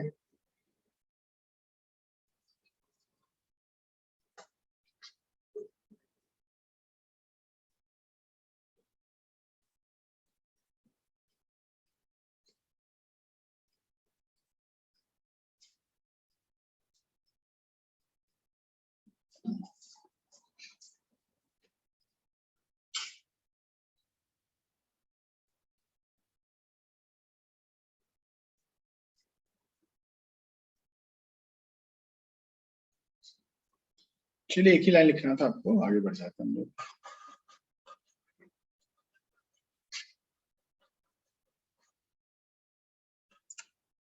अब एक नोट लिखते हैं, इसको समझने का आप ट्राई करना। मैंने कोई भी वायर लिया जिसमें करंट आई जा रही है, इस वायर के लेंथ के अलोंग ही कोई पॉइंट 1 है और उस वायर के अलोंग ही कोई पॉइंट 2 है, लेंथ 2 है। मैंने पूछा 1 पे मैग्नेटिक फील्ड क्या हो, है ना, 1 पे मैग्नेटिक फील्ड क्या होगी। तो आप कहते हैं सर ऐसा तो कुछ पढ़ा ही नहीं आपने लाइन के अलोंग, तो आप बेसिक से बताओ। इफ याद हो आपको dB was mu naught I upon 4 pi, है ना, dl sin theta upon r square था, याद है आपको ये? या बेसिक से मैं बता दो, बायट-सावर्ट लॉ लिख देता हूं, आपको समझेगा। इफ यू रिमेम्बर बायट-सावर्ट लॉ, ये आप कोई कॉन्सेप्ट बता रहे हो ना? हाँ ये कॉन्सेप्ट बता रहा हूं, बायट-सावर्ट law. If you remember, the dB was equal to mu naught by 4 pi I dl cross r upon r cube। ये याद है आपको, है ना? या अजय आपने बिल्कुल सही आंसर बोल दिया है, वेरी गुड। अब सोचो इस पॉइंट 1 पे मुझे मैग्नेटिक फील्ड लेनी, तो इस पे एक लिमिट लेना होगा, छोटा सा dl लेना होता, राइट? आप dl सपोज ऐसा ले लेते, ये dl हो जाता आपका, है ना? आर वेक्टर क्या होती है, यहां से इस पॉइंट 1 के बीच में जो होता वो आर वेक्टर हो जाती। Are you okay with this? Okay, तो फॉर 1, पहले 1 के लिए हम लोग सोचते हैं, what is angle between DL and R? Angle between DL and R 0। 0 है। तो आप बताओ डीएल क्रॉस आर का मैग्नीट्यूड क्या होता? 0 होता, याद है ना? 0 हो जाता, मीन्स dB 0 हो जाती है हमारी। That means what? dB will be 0। Means मैं उसमें कोई भी एलिमेंट लेता, सबके लिए dB 0 हो जाती। Isn't it? Can I say that B1 will be 0 because of that? Are you okay with this? Yes. चलिए नेक्स्ट समझते हैं 2 के लिए। For 2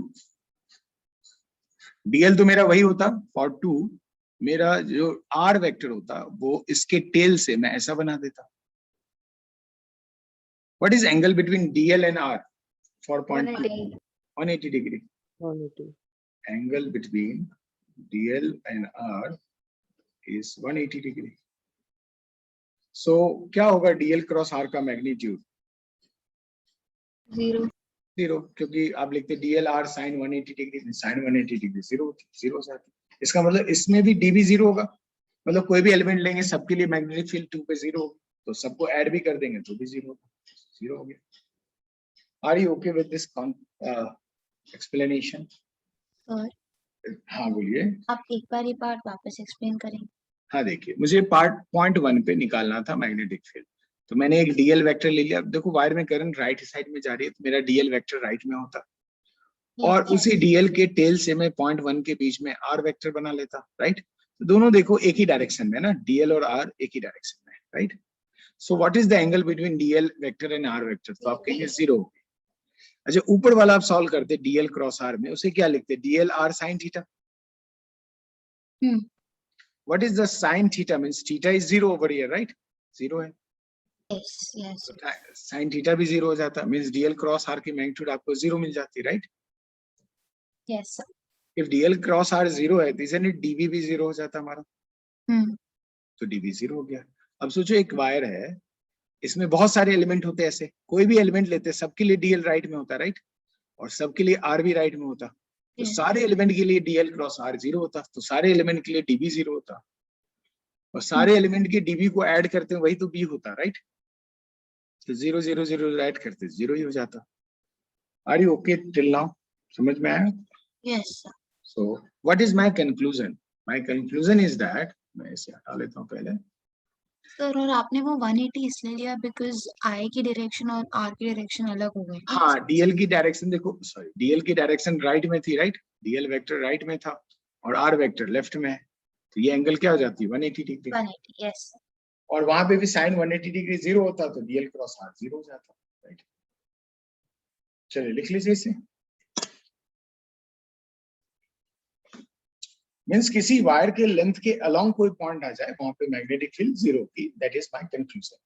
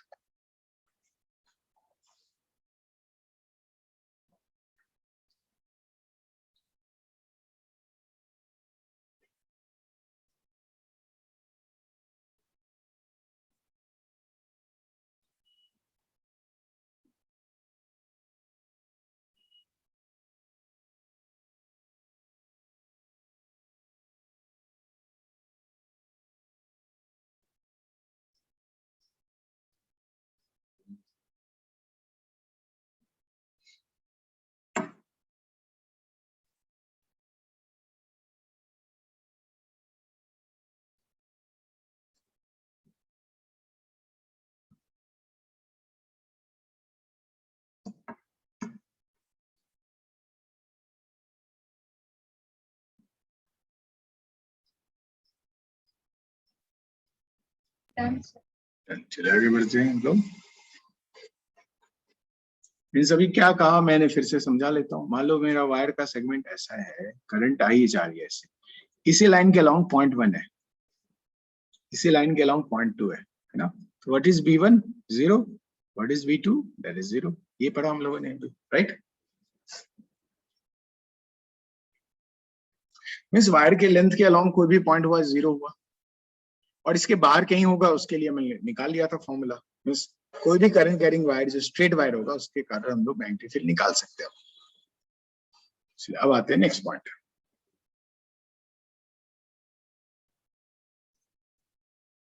at the centre of, yes sir अगर हम लोग ने मालूम पड़ा अलोंग अलोंग जो होगा तो 0 होगा, हाँ पर वो कोई भी पॉइंट होगा वायर को परपेंडिकुलर रहना चाहिए ना। क्यों? वायर को परपेंडिकुलर ही वो पॉइंट रहना चाहिए ना। मतलब देखो हम लोग एक पॉइंट ले लेते हैं और फिर वो वायर अगर परपेंडिकुलर नहीं है वो पॉइंट को, तो वायर को एक्सटेंड करके परपेंडिकुलर कर देते थे। तो हाँ वो सही है।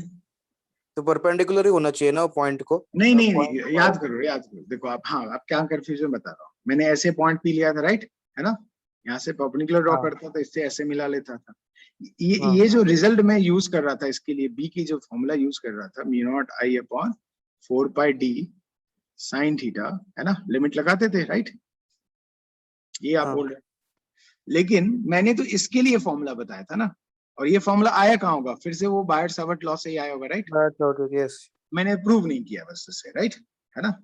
यस। अभी मैंने वायर के लाइन के अलोंग ले लिया, है ना, ऐसा, तो आप ये फॉर्मूला यहाँ पे वैलिड ही नहीं होगा ना, यहाँ से परपेंडिकुलर ड्रॉ ही नहीं कर पाओगे इस पर, राइट। तो इसके लिए मुझे फिर बेसिक से बायट सावर्ट लॉ गया मैं, है ना, और वहां से आपको बताया कि ये 0 होगा। Okay, yes sir. उसको हटा लेते हैं हम लोग। सर वो पॉइंट भी हमें परपेंडिकुलर से दूर लेना है ना। हाँ मतलब एंगल जो है वो पॉइंट से जो मैं एंगल दूंगा, मिलता है मैं दूंगा, वो मतलब परपेंडिकुलर से दूर। क्वेश्चन में ऐसा होगा आपके दिया हुआ, right, you don't have to take it. नहीं नहीं, मैं सिर्फ क्लियर कर रहा हूँ कि जो एंगल लेंगे हम लोग, जो हाँ एंगल ले ऐसा, रहे थे क्लॉकवाइज एंटी क्लॉकवाइज, वो हाँ परपेंडिकुलर जो बना है उसके दूर होगा, मतलब उसके। हाँ ऐसे परपेंडिकुलर ड्रॉ किया, पहला ये परपेंडिकुलर हो गया, फिर आप पॉइंट पी को वायर के किसी एंड पे मिला दोगे, राइट, ऐसा, इसे θ1 कह दिया, फिर उसके दूसरे एंड को मिला दिया और परपेंडिकुलर से एंगल ले रहे हैं θ2, है ना, ऐसा। हाँ वही दूर परपेंडिकुलर के। Yes yes. ठीक है, चलिए अब हम लोग किसी तीसरे बात पे आ जा रहे हैं। ये तीसरा चीज हो गया हमारा, राइट। दो चीजें हम लोगों ने यूज किया बायट सावर्ट लॉ का। थर्ड चीज करंट कैरिंग आर्क है। तो मान लो एक सर्कुलर आर्क है मेरा ऐसा, इसमें करंट जा रही है आई, और यहाँ कहीं सेंटर है, तो मैंने सेंटर को इन दोनों से मिला लिया, दिस इज सेंटर। सपोज इसकी रेडियस जो है कैपिटल आर है, कैपिटल आर है, और ये सेंटर पे जो एंगल सबटेंड कर रहा है दैट इज थीटा। ओके, तो आप लिखेंगे at centre B will be equal to mu naught I theta upon 4 pi r। Mu naught आप जानते हैं कांस्टेंट है, आई क्या है, जो भी इस सर्कुलर करंट वायर में जो भी करंट है वो आई है। Theta is angle subtended by this circular arc at the centre. ये थीटा निकालते कैसे, आप सेंटर से वायर के एक एंड को मिला लो, सेंटर से वायर के दूसरे एंड को मिला लो, उन दोनों लाइन के बीच का जो एंगल होगा वही थीटा, यहाँ पे थीटा रख देंगे। आर क्या है, यहाँ पे R is the radius of the circle. Are you okay with this formulas? ठीक है, अब मैं इसको यूज करूंगा आगे, आपको प्रैक्टिस हो जाएगी। अच्छा ये बताओ, इस सर्कुलर वायर में कहीं भी डीएल लेते तो कैसे लेते? डीएल कहीं भी टेंजेंट ड्रॉ कर लेते, कहीं भी लेते, मान लो इस पॉइंट पे लेता मैं डीएल ऐसा हो जाता हमारा, राइट? और ये पॉइंट पी यहाँ पे था मेरा डायरेक्शन ऑफ करंट पे लेते हैं ना। हाँ, तो ये डीएल क्रॉस आर कैसा आता? क्लॉकवाइज आ रहा है ना, मतलब अंदर ही होता। यस इसका मतलब जब सर्कुलर कॉइल में करंट क्लॉकवाइज जाए तो सेंटर पे जो मैग्नेटिक फील्ड की डायरेक्शन होगी वो इनवर्ट होगी, ठीक है? और इफ एंटी क्लॉकवाइज जा रही होती तो सेंटर पे बी की डायरेक्शन कैसी होती? आप कहते हैं outward. Are you okay with this? ठीक है, यस सर यस। हमें ये याद रखना है, ये याद रखना है, ये याद रखना है, ठीक है? चलिए लिख लीजिए इसे। और डायरेक्शन में हमेशा डीएल क्रॉस आर से करना।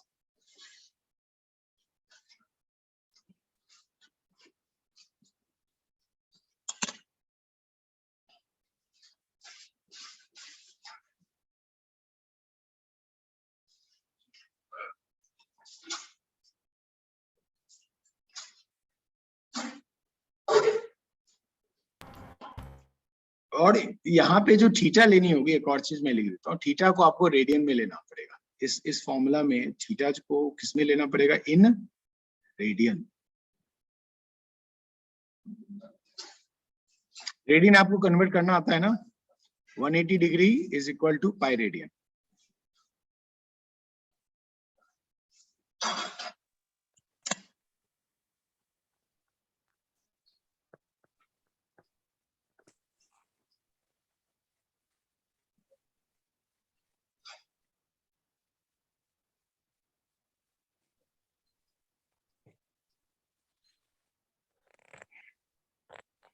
हो गया? Yes sir. क्लॉकवाइज करंट है तो अंदर देखो, क्लॉकवाइज था तो अंदर, एंटी क्लॉकवाइज है तो बी की डायरेक्शन आउटवर्ड है, सेंटर पे। चलिए आगे बढ़ो।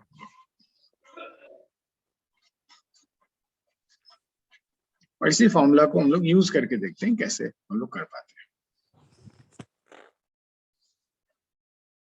सपोज मैंने आपको सेमी सर्कुलर वायर दे दिया, सर्कुलर वायर।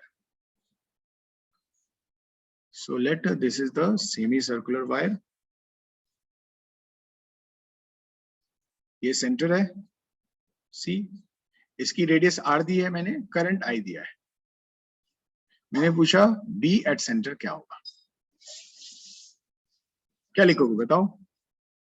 फॉर्मूला लिख लेंगे पहले, है ना? बी की वैल्यू क्या लिखा था मैंने? Mu naught I theta upon 4 pi R. Radius R है ही, थीटा की वैल्यू बताइए क्या लिखना है? What would be theta in this case? 90 degree 180। 180 degree. हाँ, सी से आप इस एंड को मिला देते, ये लाइन हो जाता, राइट? सी से इस एंड को मिला लेते, ये लाइन होता। इसके बीच का जो एंगल होगा वही थीटा पाई होगा। बोलेंगे ना, 180 तो नहीं हाँ, बोलेंगे। पाई इसमें रखेंगे, पाई, है ना? आप बोल दीजिए 180 डिग्री, बट यहाँ पे रखेंगे तो मैं पाई रखूंगा। Okay, so I will put pi. तो बी की वैल्यू होगी mu naught I pi upon 4 pi R. Pi से पाई कैंसिल हो गया, सो बी की वैल्यू आ गई मेरी mu naught I upon 4 R. इसको याद रखें आप, सेमी सर्कुलर के लिए भी याद रखें। चल लिखिए इसे, फिर नेक्स्ट चलते हैं। और ये एग्जांपल है कि कॉन्सेप्ट है, क्योंकि सेमी सर्कुलर वायर का फॉर्मूला तो रखना है। हाँ याद है, मैंने देखो रिमेम्बर लिख देता हूँ ना कहीं, तो मैं नोट लिखता, रुको एग्जाम्पल हटा के यहाँ नोट लिखता, ठीक है? आपको टेंशन नहीं है, आपको समझेगा कि इसे याद रखना है।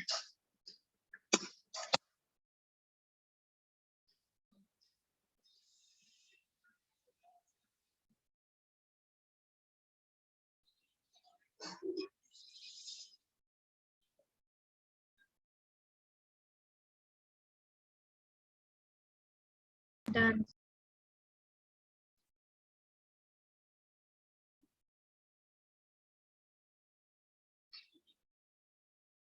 नेक्स्ट देखते हैं।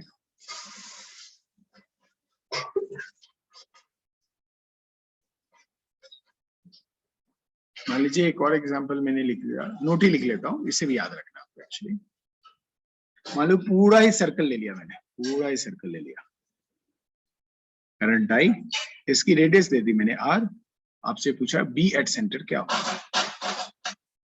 बताइए क्या लेंगे एंगल, थीटा की वैल्यू क्या लेनी चाहिए इस केस में? 2 pi, pi. 2 pi, yes 2 pi, very good, simple है। b is equal to mu naught I theta upon 4 pi r, formula होता था मेरा, इसमें लिख दिया mu naught I into 2 pi upon 4 pi r। तो ये 2 पाई से ये कैंसिल 2r हो जाता, तो मेरा b का आंसर आ गया मी नॉट आई अपॉन 2। ओके, इसे भी आपको याद रखना है।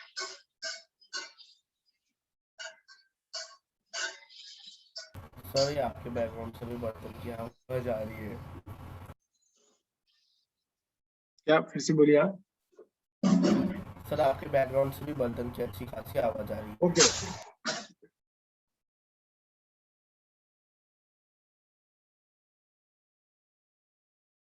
हाँ चलो लिख लो फटाफट।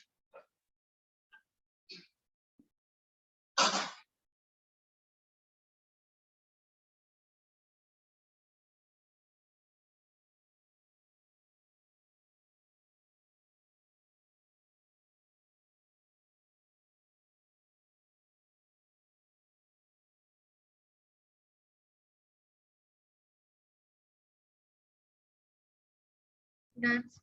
Done, sir. एक और चीज मैं इसमें लिख देता हूँ। सपोज कभी कभी आपको क्या दिया जाएगा, इसमें n टर्न्स लिख दिए जाएंगे। ये तो मैं एक टर्न के लिए लिख रहा हूँ ना, राइट। सपोज कहा जाएगा इसमें सर्कुलर कॉइल में n टर्न्स है, तो आप सबको n से मल्टीप्लाई कर देते, right. Then b at center क्या लिख देते आप, mu naught i upon 2r into n। Are you okay with this? Simple है ये चीज।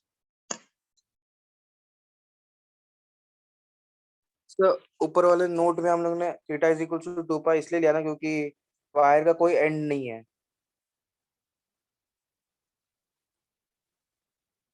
आप म्यूट हो गए सर आप? हाँ, कोई भी एंड पे जाते हैं आप, सपोज आप ऐसे कोई एंड लेते हैं हाँ ना, यहाँ पे कोई एंड लेते, राइट, यहाँ से चलना शुरू करते, फिर से उसी एंड पे चले जाते, तो कितना एंगल आप सबटेंड करते? 2 पाई ना। यस सर, यस मैं वही बोल रहा था कि वायर का कोई एंड नहीं है। हाँ इसलिए yes yes that is right. अगर एंड होता तो फिर वो परपेंडिकुलर से कर लेते हम। जितना एंगल बनता वो एंगल निकाल लेते, जितना भी एंगल बनता, राइट। जैसे सेमी सर्कुलर में देखा मेरा पाई एंगल बन गया, राइट राइट। पीछे वाले क्वेश्चन में देखो क्या किया था मैंने, सेंटर लिया, सेंटर से वायर के एक एंड को मिला लिया, सेंटर से वायर का दूसरे एंगल को मिला लिया, इन दोनों लाइन के बीच का जो एंगल होता है वही लिख देते हैं हम लोग, ठीक है। Yes sir. हाँ ऐसे लिख लीजिए सर पर ऊपर वाले केस में हम लोग ने वायर को परपेंडिकुलर नहीं किया, वो नहीं किया ना, नहीं किया ना, वो खत्म हो गया ना। अब सर्कुलर वायर अलग केस है आपको, है ना, यहाँ पे परपेंडिकुलर नहीं निकालना आपको। ओके ठीक है ठीक है। चलिए अभी मैं यहाँ पे लेक्चर एंड करूंगा, बट मेरा इंस्ट्रक्शन क्या है कि देखो यहाँ पे बहुत सारे फॉर्मूले आएंगे मैग्नेटिज्म में, राइट। तो आपको क्या करना है, नेक्स्ट डे ये सारा फॉर्मूला याद रखना है, समझने के साथ, है ना, सिर्फ ऐसे ऐसे ब्लाइंडली याद नहीं कर लेना है, समझते हुए इसे याद रखना है, सो दैट कि आप उसको अप्लाई कर पाओगे, राइट। आप ब्लाइंडली याद कर लोगे तो आप अप्लाई नहीं कर पाओगे। ओके, तो नेक्स्ट डे आप ये क्या करोगे, इसके छोटे छोटे नोट्स बनाते जाओगे। एक तो प्रॉपर नोट्स हो गया आपके पास, क्लास नोट्स, सारे फॉर्मूला जो काम काम का चीज है उसका आप छोटा छोटा नोट्स लिखते चले जाओगे, राइट। ओके यस आप शॉर्ट नोट्स की बात कर। हाँ, शॉर्ट नोट्स की बात आप अभी से बनाना शुरू कर देना, है ना, इस चैप्टर का। आपको पहले से पता होगा ये नोट है, नोट्स बन जाएंगे तो फायदा क्या होगा, शॉर्ट नोट्स बनने से आप हर एक दिन रिवाइज करोगे ना, आपको दिखेगा कि ये तो हाफ पेज में आज सर ने जो भी पढ़ाया वो तो लेस देन 1 पेज की बात है ना, तो आप फटाफट रिवाइज होता जाएगा आपको, ताकि जब न्यूमेरिकल करना आप स्टार्ट करेंगे, मॉड्यूल स्टार्ट करेंगे, तो आपको बहुत सारा फॉर्मूला याद रहेगा। ओके चलिए। चलिए लेक्चर यहीं एंड करते हैं। हाँ बोलिए। सर ये चैप्टर अच्छा बड़ा है क्या? हाँ दिस इज द थोड़ा बड़ा चैप्टर है, थोड़ा बड़ा चैप्टर है। मतलब इलेक्ट्रोस्टैटिक्स जितना बड़ा? नहीं उतना बड़ा नहीं, उससे छोटा। Electrostat is like a longest chapter, सबसे बड़ा चैप्टर आपका इलेक्ट्रोस्टैट। ठीक है चलिए, okay bye bye. Bye sir, thank you sir. Thank you, sir. Bye, sir.